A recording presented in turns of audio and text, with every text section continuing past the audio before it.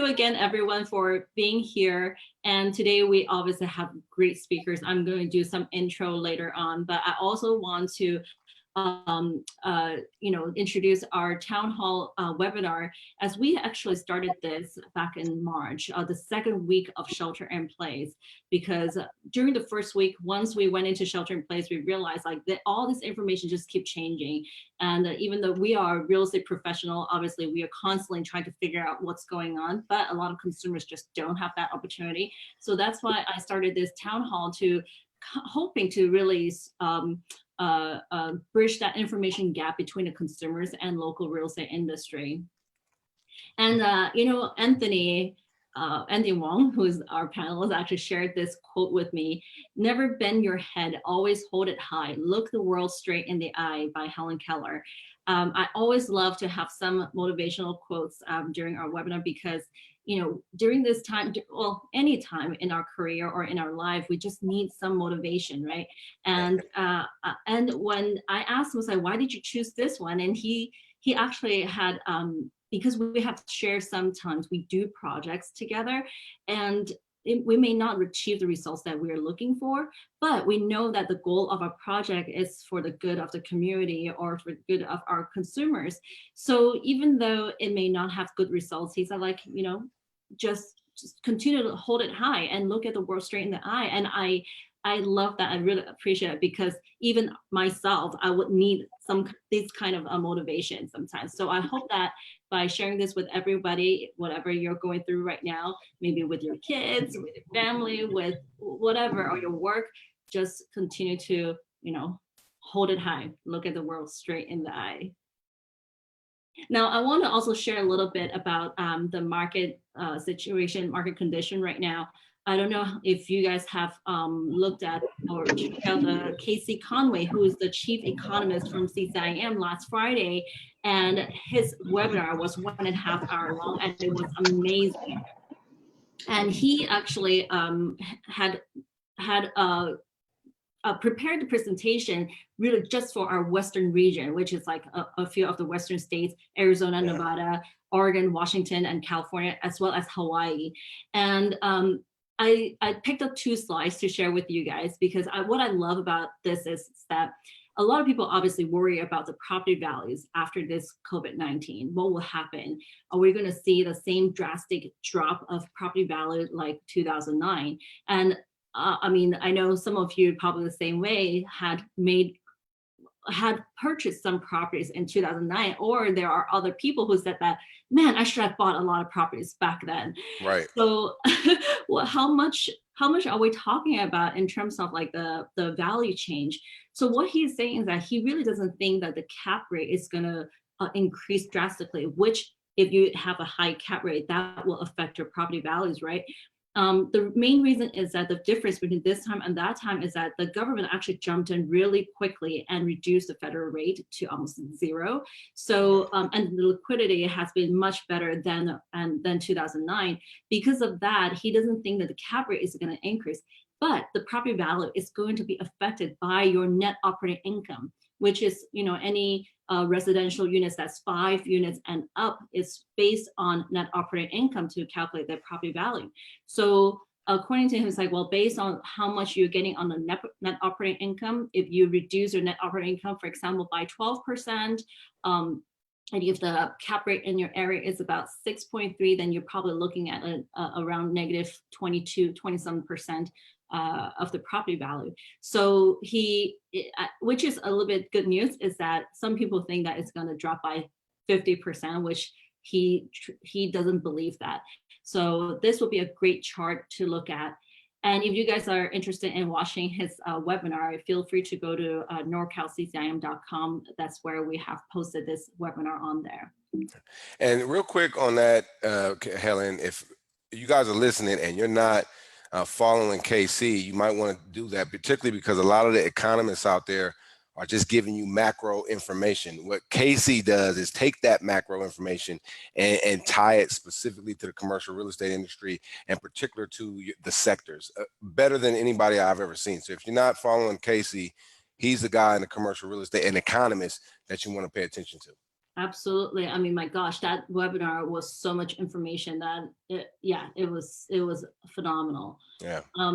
This one is the last slide that he provided, which is kind of talking about like in his final five closing, and he does think that there is going to be a W shape of a recession, meaning there will be a double dip recession, and then also he thinks that instead of like 2009, we created this new CMBS 2.0 after the crisis. This time we are more like the logistic will cause. We'll have a new logistic after this COVID-19. And the retail evolution will be accelerated by 5+ years. Absolutely. I mean, we've been talking about like AI or all these like, virtual shopping and all that stuff. And everyone's like, oh, it's going to be 10 years and up. But now it's already happening. We are forced to be in this kind of environment. Oops, sorry. In this kind of environment. So we definitely have to start seeing that.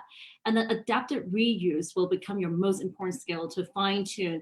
This is absolutely true because you'll see a lot of these retail, hotels, cruise ship, or even sometimes maybe some office space, you're going to have some adaptive reuse. Or some zoning will get changed. So I think this is a time where you really have to fine tune this skill and to see if there's going to be a rezoning coming on in the future.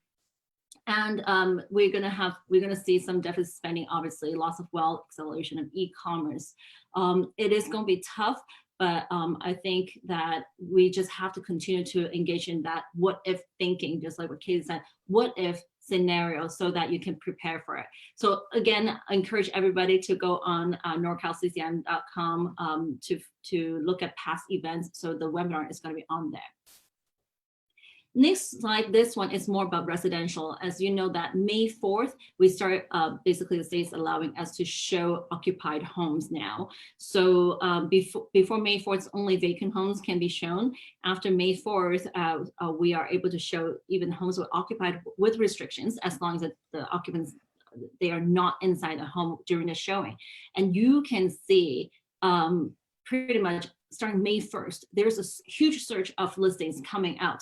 So, there are people always ask me, what do you think about the market? I really truly believe that based on the statistics, there were so many listings that are being held right when the shelter in place started. And then now that we're allowed to show again, and we have seen that virtual showing haven't stopped a lot of buyers buying properties, we're going to see a lot more supply coming out, and the demand will remain pretty strong. But again, of course, when you have a higher supply, your pricing will be probably not as aggressive anymore.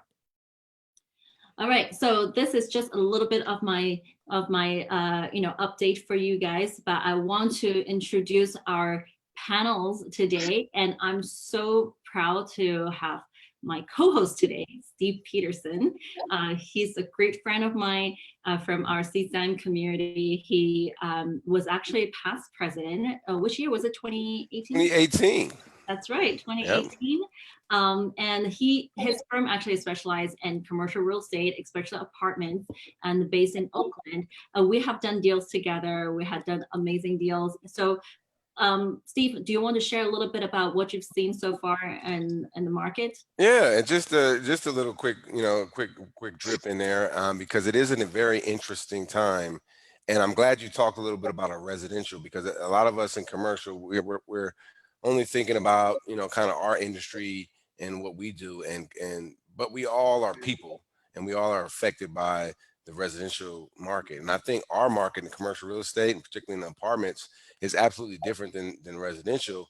And particularly, I think we are affected in a little bit different way.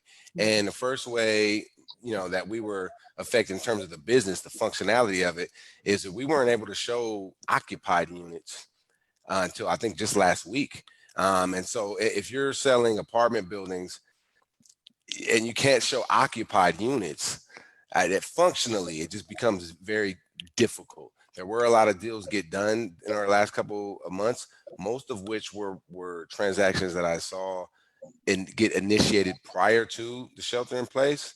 A lot of us, though, had deals that just broke apart, escrows that broke apart during this period. A lot of people were worried about basically rent payment. I think that was the biggest challenge. A lot of at least the landlords and operators that I've been working with, that was their challenge in terms of going forward with the deal.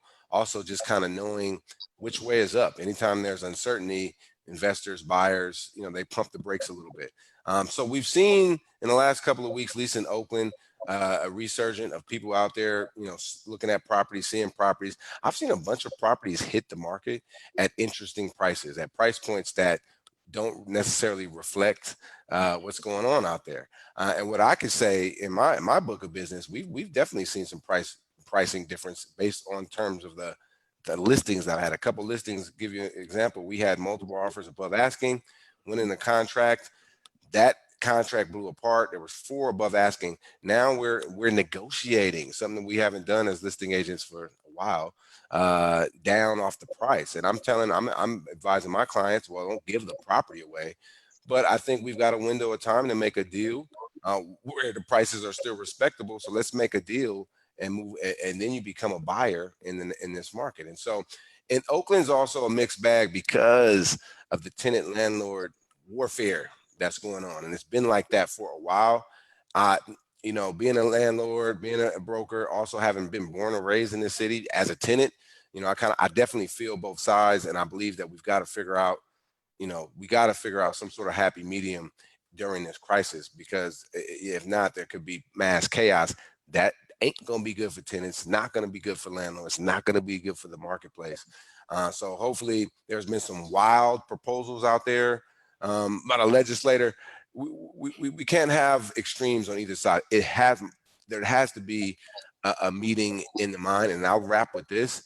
Some of my clients are getting mortgage relief, and namely on loans that are agency-backed debt. So Fannie Mae, Freddie Mac, FHA loans, usually on bigger apartment buildings.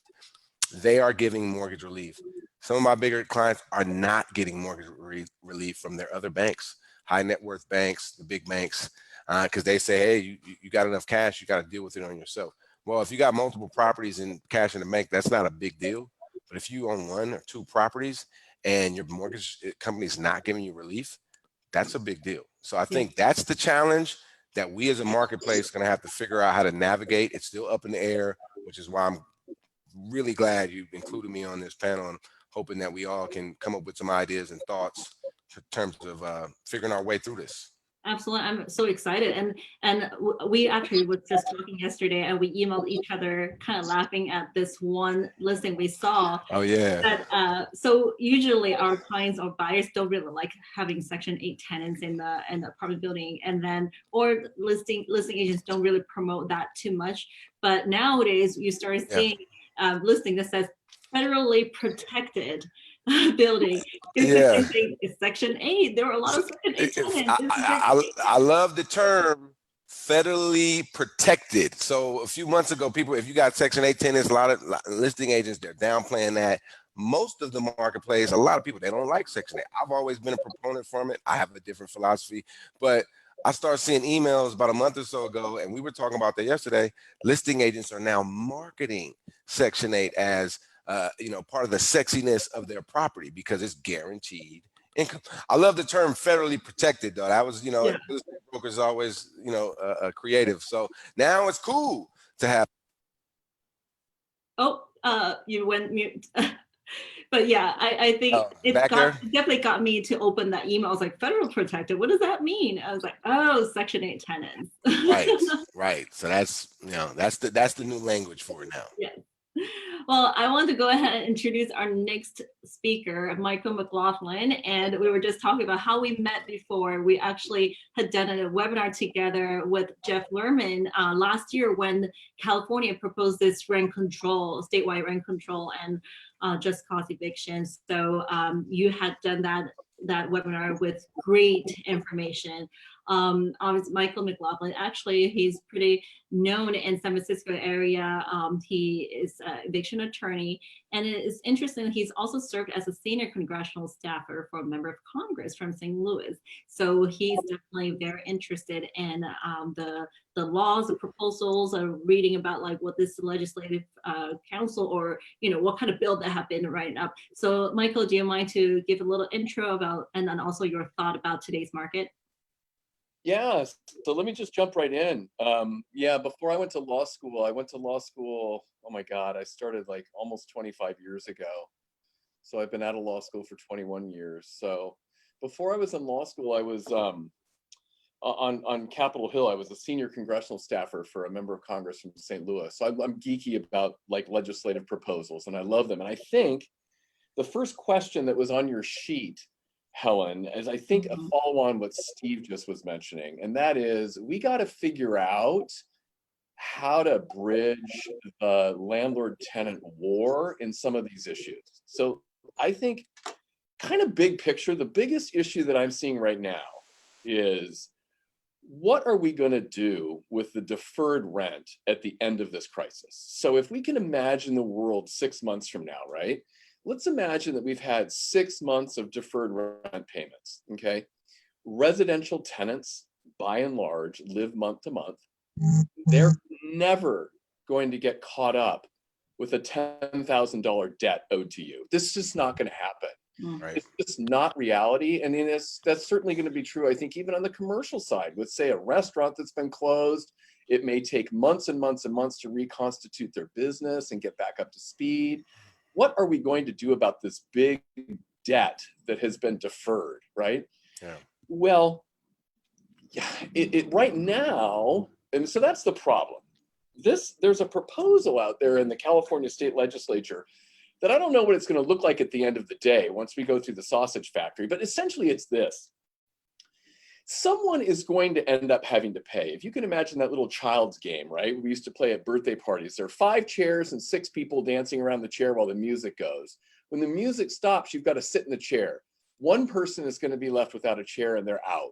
That's kind of like what I see the rent deferment issue in the future, is that someone is going to be left holding this bag that tenants will not be able to pay this rent. Either the tenants are going to get stuck with it and they're going to get evicted for not being able to pay it, which I really don't see happening. I cannot, as a matter of public policy, see the state courts processing millions of non-payment of rent cases for people whose the only reason they didn't pay you the rent was that they got laid off during this emergency. I just do not think that that is going to be the public policy of this state 6 months from now. It's just not going to happen. So then what are we going to do? Just shift the burden back over to the landlords and say, stick it? Well, most of my clients are not big conglomerate companies. They're mom and pop. They might have a 3-unit building. Maybe they even have like an ADU or a build, they're renting a part in their property. They're not big, huge landowners that can absorb a big transfer of that debt from the tenants back to the landlord. So what are we going to do? Well, this bill here, 1410, AB 1410, there's a proposal out there that would essentially say, for those landlords that want to participate in this program, the state will pay up to 80% of the rent that was deferred if the tenant can't afford to pay you back. And you'd have to accept 80% of the deferred rent. And then there'd be some restrictions, like you couldn't raise the rent for a certain amount of time, and you couldn't assess late penalties and that kind of stuff. But guys, that seems to me to be the exactly what Steve was saying. We've got to figure out some way to bridge the tension between, because someone is going to pay at the end of the day. Essentially what this bill says is we've got an idea. We're going to structure it that the state is essentially going to assume this enormous financial debt that the tenants are not going to be able to pay, and it's not fair to shift onto landlords.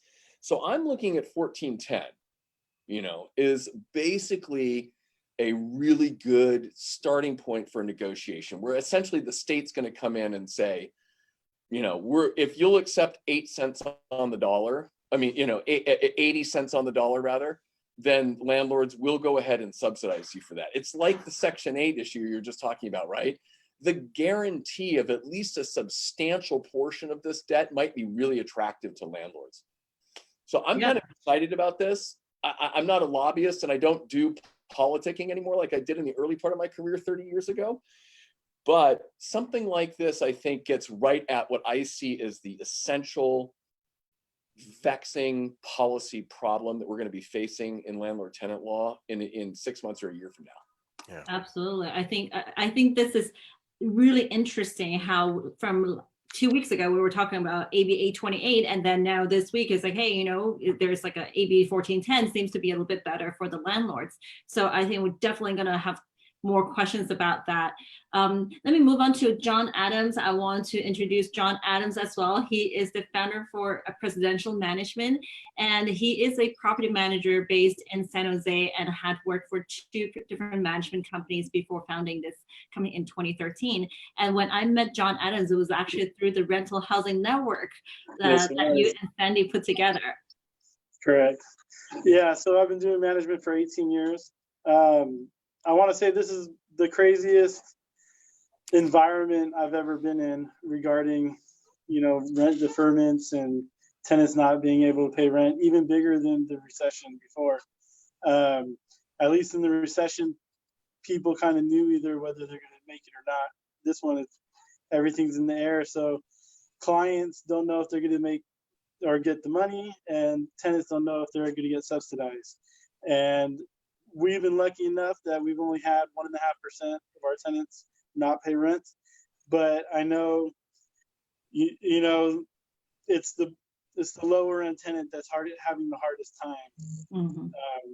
And I think those are the buildings that when they go to sell, the buyers are going to be like, where have they paid rent?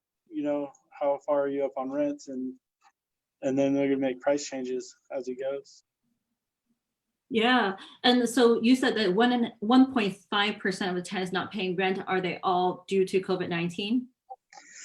They say that they're all, restaurant workers or that sort. So they can't even go back to work yet. We haven't established any kind of deferment plan because it's hard to make a plan if you don't know when you're going to make the money to pay the plan back. Sure. So we're working with our tenants. There's only 5 of them so far, but that was for April, and now we're in May. I anticipate those 5 being on the list, plus an additional, 5 to 10 additional people. So it's only going to get worse, right? And this is May, and I think that's the question, right? Because some people have gotten their stimulus package, and the PPP. I don't know if some of them a restaurant owner or small businesses that if they have gotten their PPP or not, if they have gotten their idle loan or not. So it really depends. So I kind of want to go back to the 828, AB 828, and also AB 1410 that was introduced by Senator Lena Gonzalez from Long Beach. I know that the Apartment Owners Association actually in support of this 1410 instead of the 828. I wonder if maybe Michael, you can tell a little bit more of a major differences between 828, because the 828 is saying that it's mandatory to reduce rent by 25%. And then 1410 is more like the landlords need to kind of opt to it or choose to be on it. Is that correct? Yeah, well, let me kind of it's kind of correct, but I think it's really important to the details of this kind of stuff are super important.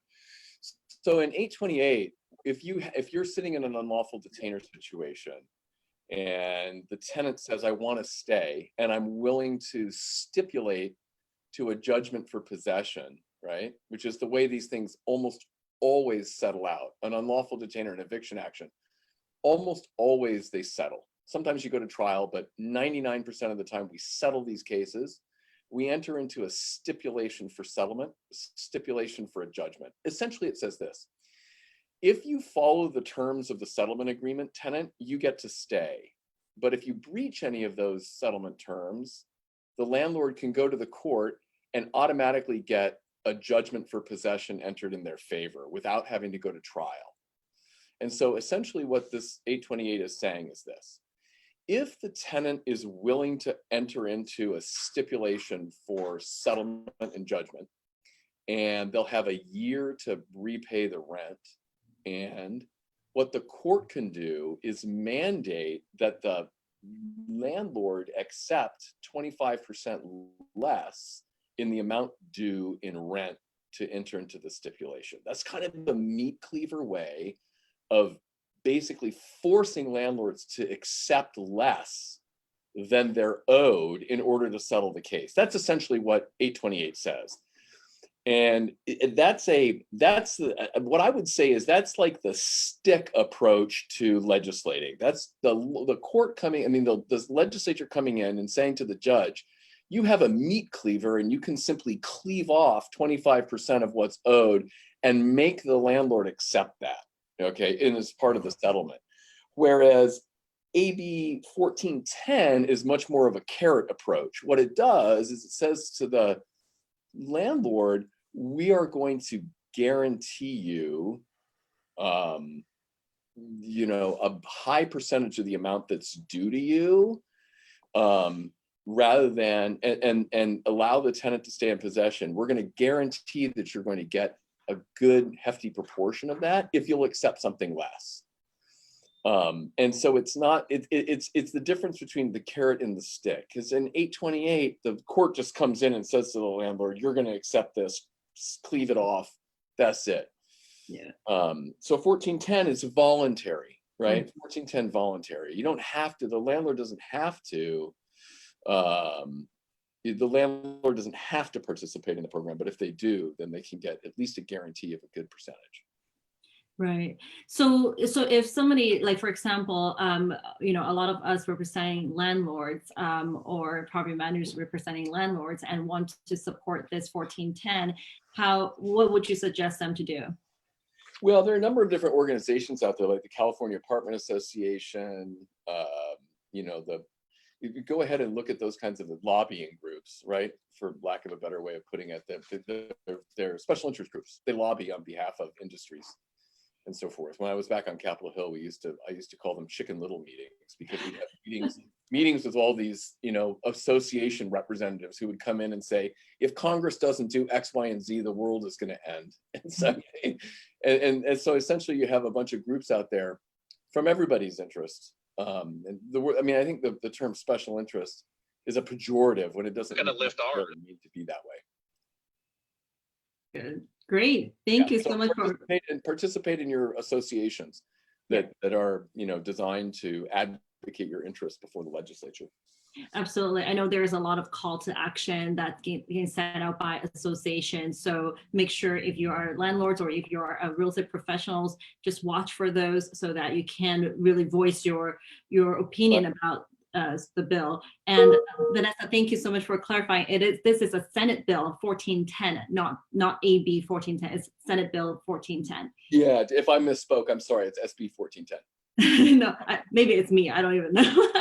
That's okay. Shout out to Vanessa. She picked up on it quick. Yes. I'm used to talking about 1814-82. So yes, that's correct. It's Senate Bill. But just to clarify, because you just clarified something for me. I don't take the time to break down the bills, you know, but a lot of people and a lot of my landlords call me, you know, hey, the state's talking about reducing rent 25% across the board. I'm moving to Texas. I'm getting out of here. And I'm like, I don't know if that's what it says, but you know, let's maybe do a little bit more research. But I mean, it's not making people dropping the rent on existing. It's if, you know, you're going to what you said, a court situation is settlement, and then but the 828 would be the meat cleaver, like, nah, you got to take this, versus the 1410 is, hey, it's voluntary. Yeah, right. I like that a lot better. So when you read 828, and you got to go in and read what the bill actually says, it actually says the court has discretion to order that the landlord accept 25% reduction in the amount that they can collect in the debt in connection with a stipulation that's entered with the tenant, right? Got it. And so the tenant has the right to enter into a stipulation to stay. So the details are really super important. I would go ahead and go read the bill text. It's not saying that the state is mandating that everybody across the state is going to have a 25% reduction in rent. Yep. Well, I want to move on to the next question, kind of our comments that, you know, we probably see sometimes some of the investor would much rather to manage the property themselves. And I think this is a time when you show that having a good property manager is very important. So John, I'm wondering during this time, what kind of steps that you have done to to communicate with your tenants. And I think this is, I know today's topic, we're talking about landlords and tenants relationship, right? The news media right now have been talking so much about like how landlords taking advantage of the tenants, and tenants now it's like calling for, let's do rent strikes, you know, cancel rent and all that stuff. How do you maintain that relationship for the landlord so that, you know, there's a good communication and they're not going to take advantage of this situation right now? So we sent an email out to all our tenants originally as this all started breaking, like coming out, letting tenants know to contact us if they have, or if they're having any kind of economic issues. We had 34 tenants reach out to us out of 375 we managed, which it sounds like a lot, but it's less than 10%, right? And out of all those 34, only 5 didn't pay rent. We definitely expressed that the rent is due. We'll be happy to work out payment programs. We're not charging late fees. We're not charging interest or any kind of fees of that nature. And that we'll work with them once the economy starts reopening. We'll start working on a payment program. But then we also let them know, you know, what a payment program would look like. If they fall 3, 4, 5 months behind in rent, you know, a payment program, even over the course of a year, could be $400, $500, $600. And a tenant who's paying $1,200 or $1,400 now, paying an additional, you know, $500, $600 in the future on top of their rent is going to be impossible. So we're really trying to work with them on getting them to like Catholic Charities, Sacred Heart, any kind of community assistance groups that will pay like one-time rental, like 1 month's rent here, 1 month's rent here, there. I want to say 4 or 5 of them came through with checks from organizations. But it sounded more like tenants wanted to just inquire what they could be doing to put off the rent, or what kind of leniency they would have going forward. Great. Thank you. Yeah, I mean, I think that's, Helen, that's a really important concept, that most of these and all of these statutes they're deferments. They're not forgiveness, right? Right. Mhm. So, and I think that's, I mean, I don't deal with the management side of property, but I think that's understood by tenants, that this is not a forgiveness, like a wiping out. It's a forbearance on collection, which actually, the longer it goes on, the bigger the problem is. Correct. You know, because the bigger your nut that you have to owe back, it's just, you know. And some of these tenants are under San Jose rent control protected groups, right? That have rents that can only go up 5% a year. And if they lose their rent or they lose their property they're renting, the market is, you know, 40, 50% higher. The owner will end up getting a unit back to market rate, and the tenant will start paying market rate. It's not a good situation for the tenant to fall behind at all. If I could jump in, Helen, and just add one point to what John just said there, and it's an important distinction. I mean, it goes to SB 1410 we were talking about somewhat. There's a big distinction right now between, right now, when all the counties and cities are doing something different, right? There's not a uniform rule statewide. So the rules for how you have to inform the landlord when you're a residential tenant are different in San Mateo as they are in Marin, as they are in Oakland, as they are in San Francisco. You know, San Mateo has it's a pre-printed form that you got to give them, and they have 14 days to bring it back. And San Francisco says, so long as that you inform the landlord of COVID-19 financial hardship and you provide documents within 30 days of the day the rent is due and all that. But here's the one key distinction that I see on all of them. In Oakland, under the Oakland statute, when the residential tenant defers all that rent, say, let's take a hypothetical of 6 months rent, they defer that big 6-month rent payment at the end. The landlord can, at the end of the day, if the tenant doesn't pay that big deferred chunk back, under the Oakland statute, the landlord's got to be satisfied with bringing you to the small claims court and getting a judgment, a money judgment for you. They won't be able to, under the Oakland statute, they won't be able to serve a 3-day notice to pay rent or quit and evict you for non-payment of the deferred rent. That's not the case in the other counties, although I see that. I think San Francisco is thinking about, from what my law partner told me, they're thinking about, there's a proposal to change that so that the San Francisco situation is going to look like a lot more like Oakland. And quite frankly, this goes to what we were talking about a good half hour ago.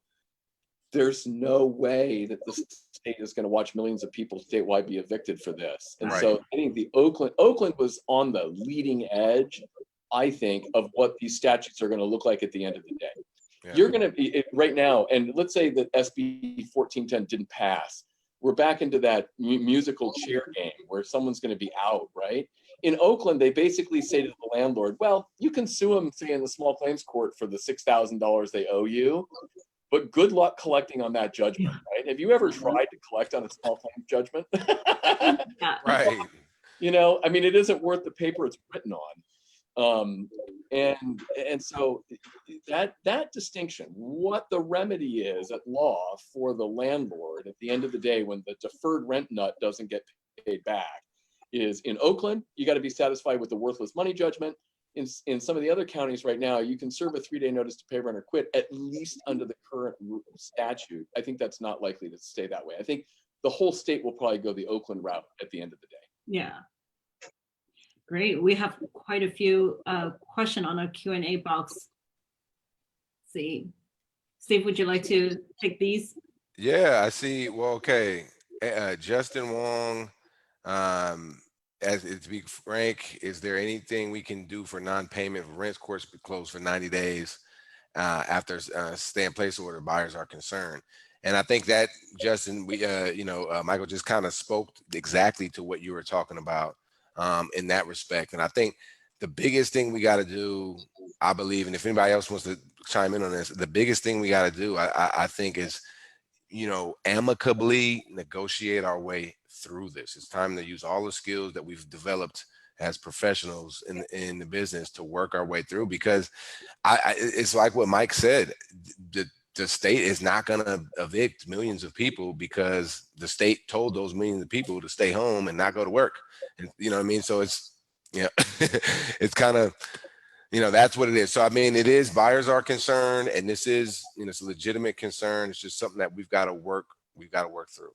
Mm-hmm. Hey, Steve, I want to echo that for a second and get nitty gritty with people, because I'm trying to be real with people right now. This is the current state of affairs right now as far as an eviction action in California. The current rules are this: the clerk's window, the county clerk windows, right? If I'm going to sue you for an eviction, I have to file a complaint, the eviction lawsuit paper. And when I file that complaint with the clerk at the window at the courthouse, she gives me back the file stamped of the complaint plus a summons. All right. That summons is a required document. It's the complaint and the summons that I got to go serve on the tenant. Wow. Here's the rule right now in California. They are not issuing summons on unlawful detainer actions for 90 days following the day that Governor Newsom says, hey, everyone, guess what? Great news. The emergency's over. So whenever you think that's going to happen, and I'm not talking about easing restrictions on stay at home. Okay, it's really important to keep that in mind. This is when Governor Newsom comes down and says, the emergency's over. When do you think that's going to be? Probably when we get a vaccine. Well, Dr. Fauci is telling us we'll get a vaccine maybe a year or 18 months from now. Wow. So when we have a vaccine, then I think Governor Newsom's going to come out and say, guess what, everybody, good news, the emergency's over, then tack on 3 months after that date. Not June 1st when he says it's safe for us to start loosening some restrictions and maybe go back to the office and all that stuff. We're talking about when he says the emergency's over, then add 3 months. So in a cold dose of reality, I'm telling people, get ready to not be able to evict somebody until next year sometime maybe. Because if you think that Governor Newsom's going to come down and say, all clear, guess what, everybody, good news, everything's cool, that's not happening for months and months and months and months. So we're talking about not being able to even get a summons issued on a complaint for unlawful detainer until sometime next year. Forget it. And if that is a buyer's concern, a buyer needs to do the due diligence to figure out from the seller if it's been paid or not, the rent. And they might even ask for files looking at applications to see where they work and if they are affected by this whole ordeal. Well, the saving grace might be, I know, John, you spoke to this earlier about tenants under rent control. A lot of units are under rented.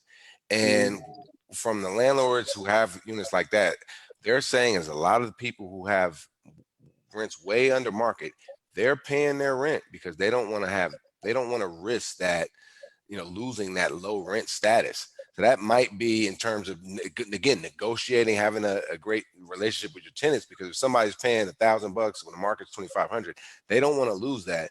And they're probably going to fight to make that $1,000 payment. It's just like what you guys said, you're not going to be able to bring the hammer down on them for a while. Steve, I'll give you a real world example. An hour before we jumped on this phone call, I got a call from somebody, old client of mine. Michael, I bought this 1031 property in Marin County. It has a tenant in it. They've been in there for 2 years. Now I want to move in. Great.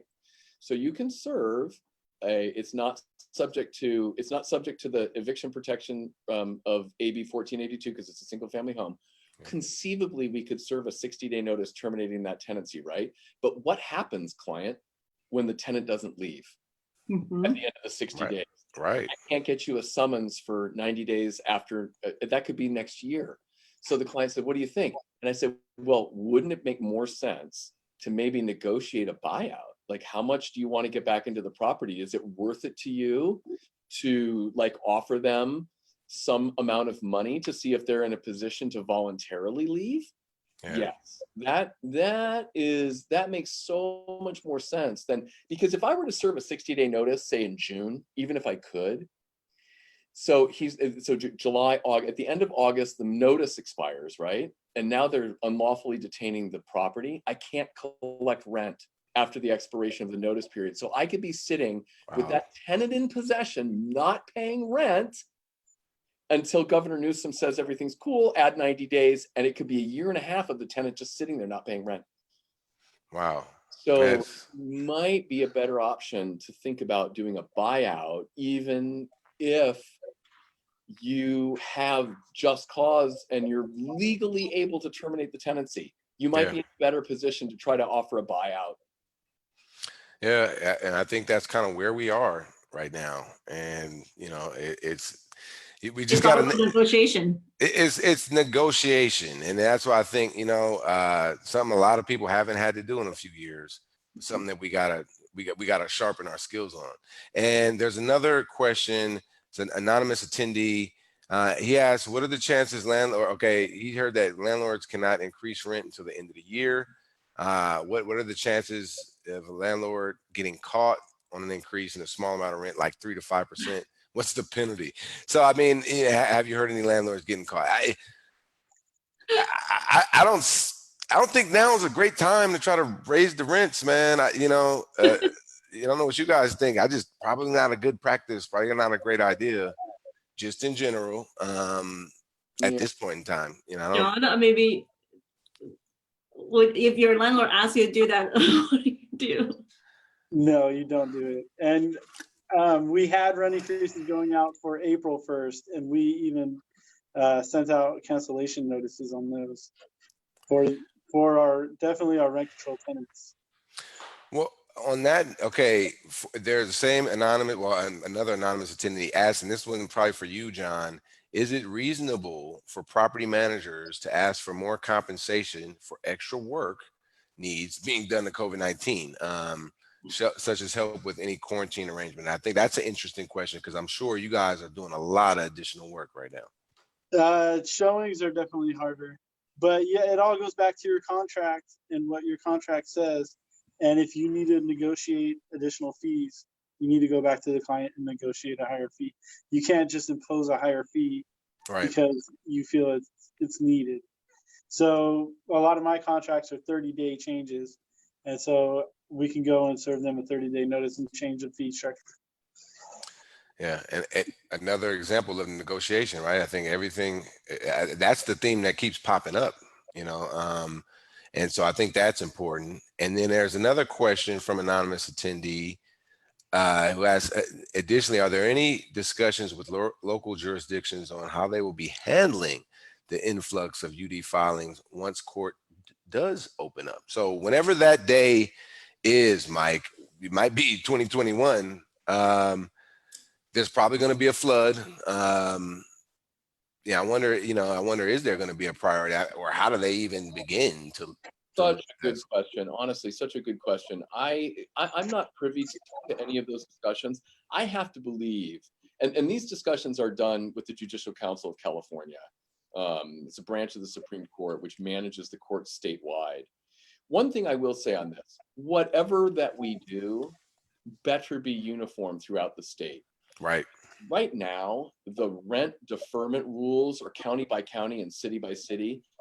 It's chaotic being a lawyer trying to advise people. I'm like, hold on a second. I gotta look at the Marin rules, and I can't remember, is that the San Mateo rule, or is that the Marin rule and the Oakland rule and the San Francisco rule? And does Richmond City have something different than Contra Costa County? And and it's just in chaos. Yeah. Right. I mean, this is the sort of thing where whatever that we end up doing here, please, God, I beg you, make it uniform throughout the state so that we lawyers can advise people with a single set of rules that make whatever the policy decision is, be it the same throughout the state, so that we can tell people what the rules of the game are.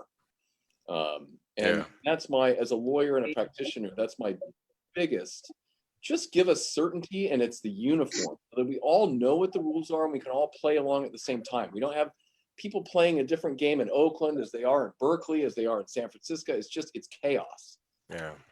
Can't agree with you more on that. Well, I think that was one of your questions, Helen, is how are things different within the different cities? And Mike, you talked about how Oakland today is different from the other areas.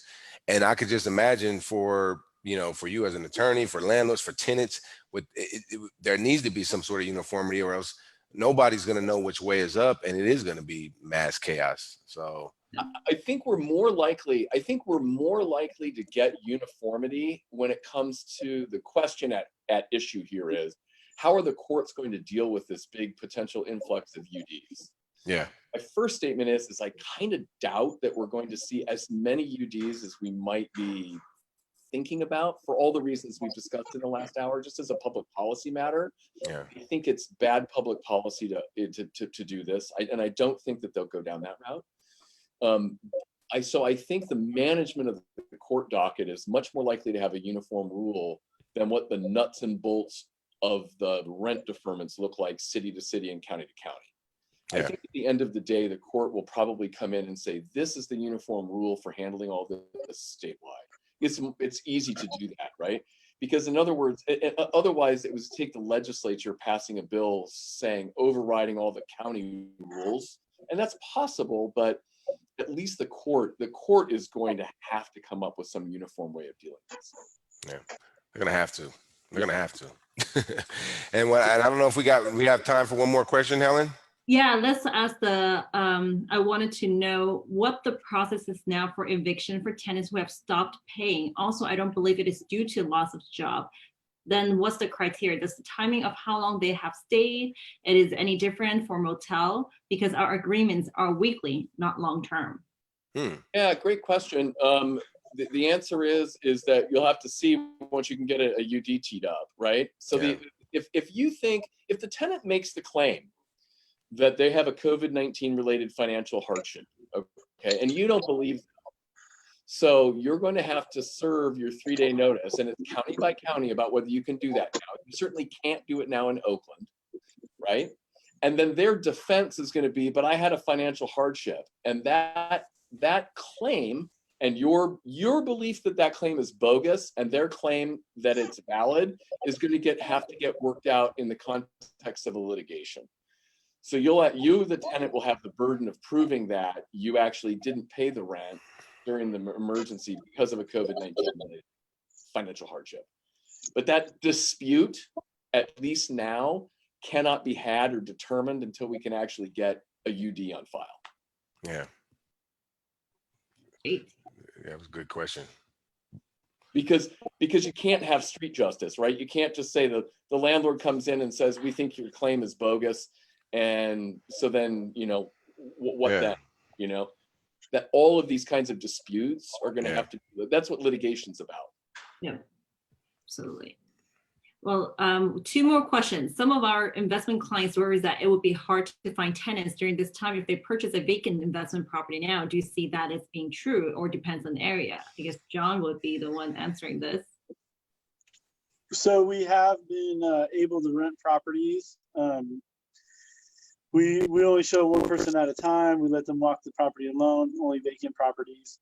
But we have been able to rent some. It's the higher end stuff that's really sitting, because the higher end tenants don't need to move. They're the ones that can afford to stay in place. Our lower end stuff is flying off the shelves though. All our studio, one bedrooms in the not so great neighborhoods, everybody's trying to save $1. Interesting. Right there. That's great news, investors. Yeah. All right, last question. Tenants staying home all the time leads to them having time to come up with a long list of things to fix up or appliances that they are old, that they want landlord to replace. This landlord need to go into their home to inspect personally while being wary of entering someone's home for COVID-19. That's a tough one. Yeah. That's a tough one. So we still are inspecting properties we have to do pre-inspections with tenants on their move outs. So we're still doing it, but we're still wearing the protective gear.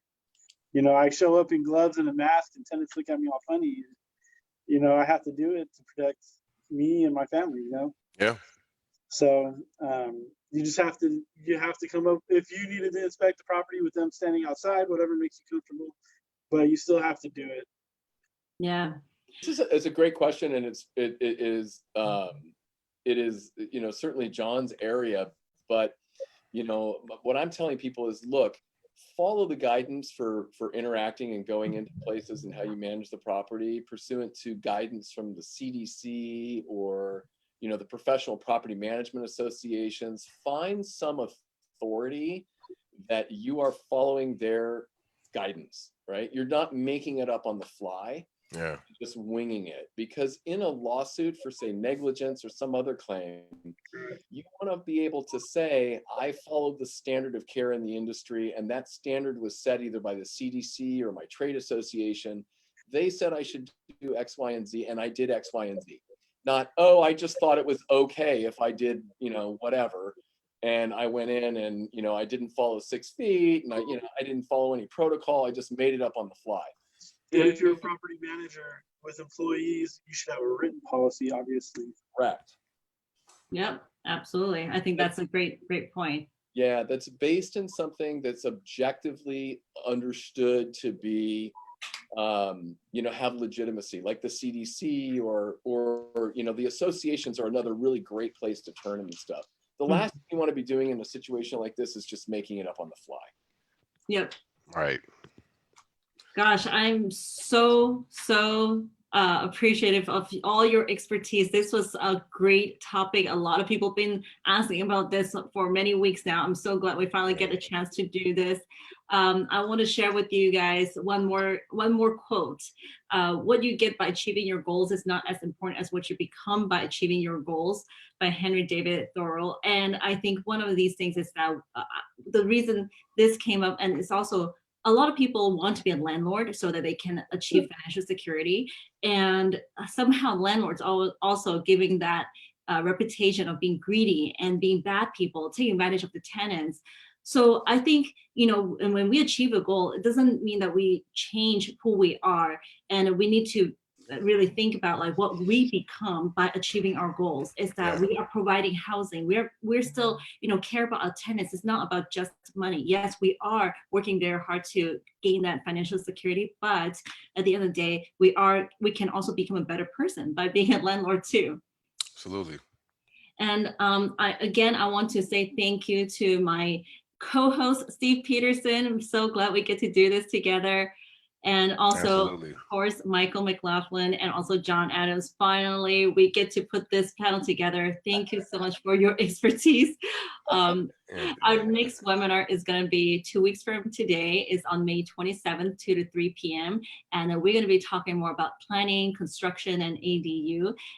As a matter of fact, I'm probably going to invite Steve Edrington back because he's an expert in ADU. If you want to sign up, register for that, please go to haylengroup.com/townhall. Thank you so much, all of you, and I hope you will stay safe and healthy. Thank you, Helen. Thanks, guys.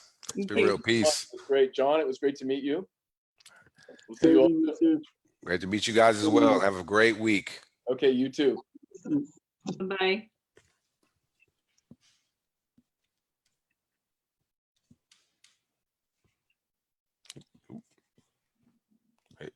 Great job, Helen.